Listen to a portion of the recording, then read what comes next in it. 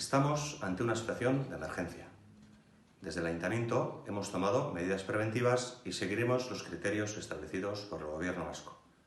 Munguía es un pueblo responsable y solidario, y en esta ocasión también lo será. Responsable porque cada una de nosotras y nosotros colaboraremos, sobre todo quedándonos en casa, porque eso también es ser solidario. Por suerte, sé que muchas y muchos munguiarras estamos dispuestos a ayudar.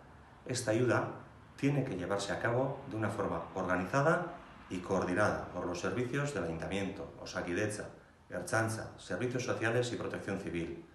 Por eso, en la página web y redes sociales del Ayuntamiento podréis encontrar el formulario para participar en el voluntariado. Recordad, debemos actuar con responsabilidad y serenidad, siguiendo la información y recomendaciones de los canales oficiales. Estoy seguro de que las y los munguiarras haremos frente a esta situación como ya lo hemos hecho en otras ocasiones. Por favor, quedémonos en casa.